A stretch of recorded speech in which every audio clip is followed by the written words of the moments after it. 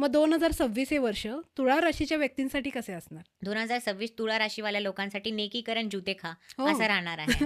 हा, ते जेवढे नेकी करायला जातील ना तेवढे लोक त्यांना ना फटकार लावतील. कारण की त्यांना असं, कारण की यांच्यांना 10th हाऊस मध्ये ज्युपिटर आला आहे. बरं. आणि ज्युपिटर जेव्हा 10th हाऊस मध्ये येतो ना तेव्हा ते ना लोकांचं भलाई करायला जातात. आणि म्हणतात ना, म्हणून म्हटलं नेकीकरण दर्या में डाल असं होतील. मग तुम्ही जेवढे लोकांचा फायदा करून मला, अरे माझाच भाऊ आहे ना, मी करतो याच्यासाठी, माझाच मित्र आहे ना, करतो. हो. मग ते तुम्हाला ना तुम्ही किती जरी त्यांच्यासाठी केलं ना, ते at the end of the day म्हणतील तू कायच केलं माझ्यासाठी. ते असं होईल. अच्छा. ते यांच्यासाठी असं वर्ष राहणार आहे. त्यांना करिअरमध्ये पण आहे ना अपॉर्च्युनिटी मिळतील. 2026 मध्ये तुळा राशीवाले लोक जे जे इमॅजिन करतील त्या गोष्टी त्यांना मिळणार नाहीत. ते नाही म्हणतील ना, मिळणार. मला या गर्लफ्रेंड सोबत आहे ना लग्न करायचंय, मला या पोरीसोबत लग्न करायचंय, ती नाही मिळणार. दुसरं काहीतरी मिळेल. अच्छा. ज्या ज्या गोष्टी इमॅजिन करणार आहे की मला ही जॉब पाहिजे ती तर नाही मिळणार.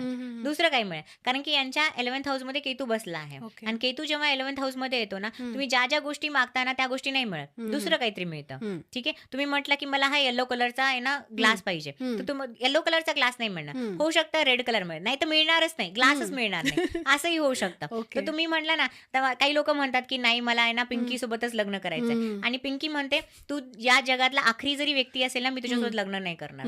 तर पिंकी तर नाही मिळणार. तर रेश्मा तुम्ही- मिळणार. नाही, तू होऊ शकतं. तर तुम्हाला ज्या गोष्टी पाहिजे त्या मिळणारच नाही. ओके.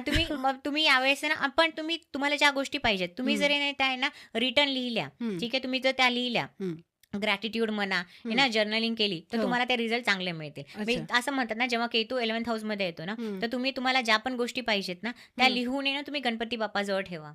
ठीक आहे, मग त्या तुम्हाला गोष्टी मिळतील. तर तुम्हाला जसं मी म्हटलं होतं ना, मेष राशीवाल्या लोकांसाठी आहे ना मॅनिफेस्ट करायचं. हे काइंड ऑफ मॅनिफेस्टेशनच आहे. तुम्हाला बेसिकली लिहायचंय, म्हणजे रिटर्न फॉर्म मध्ये मॅनिफेस्ट करावं लागणार. जर्नलिंग करायची आहे, तुम्हाला चांगले रिझल्ट बघायला मिळतील. त्या टाइमला तुमच्यासाठी ही रेमेडी आहे बेसिकली. 2026 मध्ये जर तुम्ही कोणत्या ज्या गोष्टी पाहिजेत, ठीक आहे, विचार केला तर मिळणार नाही. लिहायचंय आणि विसरून जायचंय, मग त्या पॉसिबिलिटीज तुम्हाला मिळतील. जॉबच्या दृष्टीने 2026 हे वर्ष यांच्यासाठी कसे असणार? जॉबच्या दृष्टीने यांच्यासाठी 2026 चांगलं राहील. चेंजेस होतील, ठीक आहे, जॉब पण जाईल आणि